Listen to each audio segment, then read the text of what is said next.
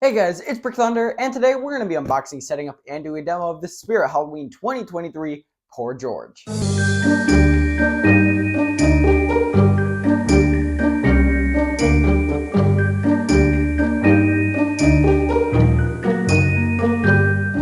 Alright, so here he is. This thing is actually my favorite clown of the year so far, and it's awesome. This thing is super unique. Love those long arms that are supporting him, and then he's got that crazy flipping motion that we really don't see much. The only other prop I can think of that's similar is Tumbling Clown, which is a completely different concept. But this guy, so unique, so cool, and like I said, my favorite out of the few clowns that we have by far. I actually don't plan on getting the other clowns at all.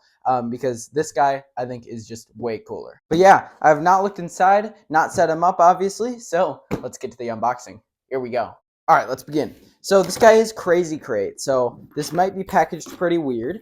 I already see one of the eyes. There are two faces on this guy, one for each side. So let's pull this out here. Looking pretty awesome. Okay, so the bottom piece actually looks really good. Now, this actually looked very similar to the one from Electrified Corpse. But it's not. This is a different sculpt completely and looks a lot more realistic, actually. Love how shiny it is, too. Looks good. The only thing I think they could have added is some guts hanging down, but really not needed. Still looks really good. We have some arm foam right here. Doesn't have any legs, so it can't be leg foam.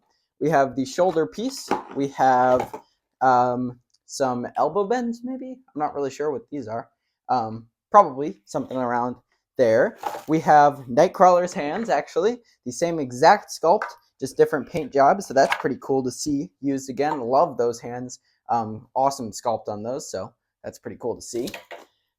We have a box right here with probably a ton of poles. Now, these are the pretty small poles, as you can see. The Nightcrawler poles, again, bring him up because same company, very similar design here. But yeah, that is likely what that is. Although I do see a lot of poles down here that probably make up the base, but it's possible that there are some other things in there, like probably the control box, because I don't see that in here.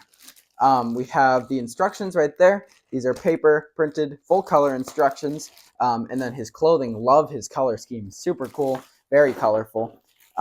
We have everything else, which is actually zip tied down. And he actually doesn't have a control box, I don't think. He has a speaker jack there, very tiny as you can see. He has an adapter plug there, foot pad jack, and then the wires come from down here.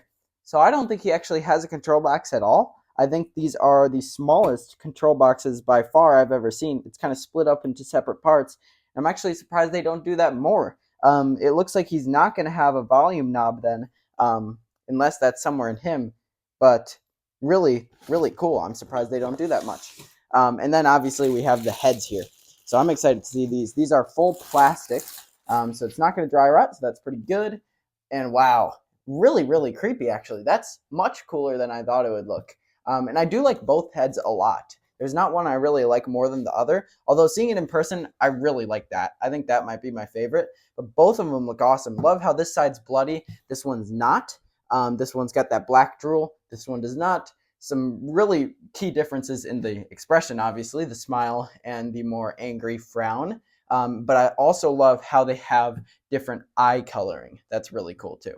But yeah, those are the heads there, and that's all the parts out of the box. So let's get to the setup. Here we go. All right, let's begin our setup here. So first thing we're going to do is just take these two snap locks here and click those together. Now, Crazy Crate never really does anything different for the bases than other props. But what they usually are known for is a ton of screws and a ton of zip ties. Luckily, now I've seen multiple Crazy Crate props this year that don't do that at all. No zip ties, no screws, and I'm really glad that they're doing that because the quality difference is definitely noticeable, and the setups are a lot easier because of that. Now, one thing I wanted to point out, he does have a control box right there, but it's limited. It's literally just the switch and the volume knob. The other parts are all down here. Speaker jack, step pad, and adapter all plug down here because you don't want cords like that actually flipping because that obviously wouldn't be good. Although there is still a wire up here for each arm. Okay, but let's begin here. So first thing we want to do is actually take the hands down here and slide those down onto the floor like that. And then we're going to take our bent poles and attach them here like that. So these are all circular poles. They do get to smaller square ones later, but I'm not thinking those are for the arms. Those are probably for attaching these type of pieces. So then we have the next poles here, and he's definitely taller than Nightcrawler is, maybe around the same when he's fully jumped up. But yeah, he should be a pretty tall prop actually. So now let's get our foam on these to help with this form, and then we will attach the pieces that start our connections to him himself in the torso section. So these are just going to slide down all the way, and then we can take these pieces, also transitioning to squares now, and attach these on here. So it's just going to snap lock down like that, and both of these have those kind of shoulder pieces to give it just a bit of help with the form.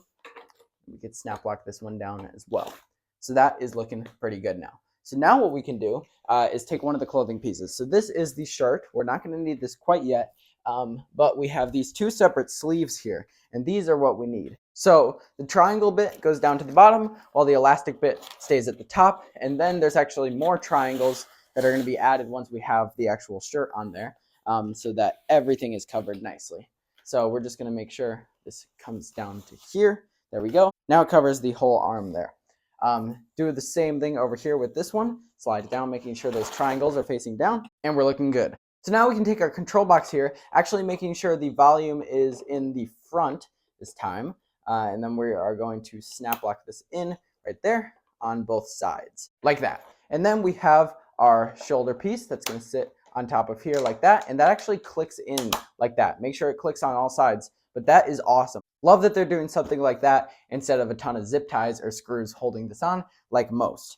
And then we have some body pieces. We have this pole that's going to go down to this piece, which is all of that blood and guts at the bottom.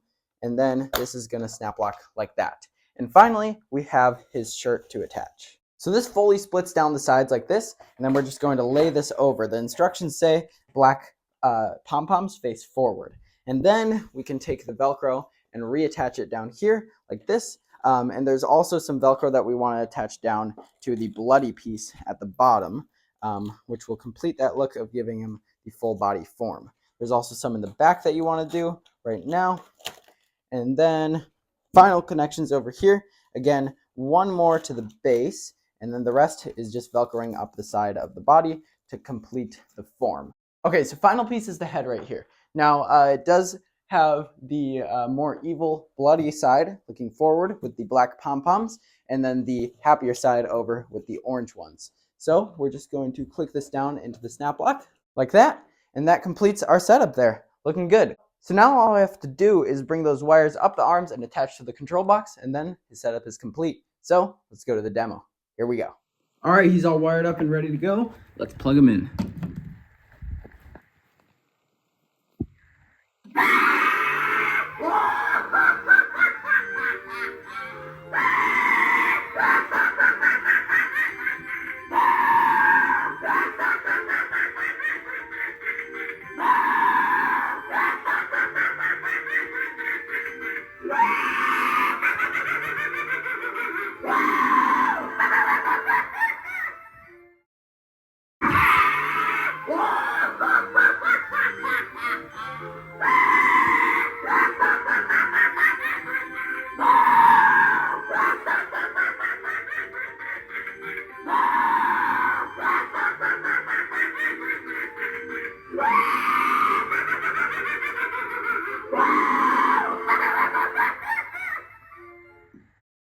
All right, so there he was, poor George from Spirit Halloween.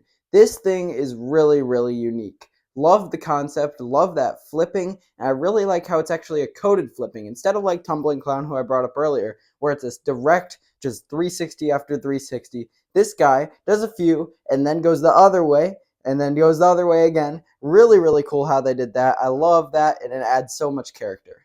Speaking of character, his laugh and just screaming is so cool. It really sounds like he's having fun flipping around, or they're having fun flipping around, and it's just awesome. Overall, love that audio so much.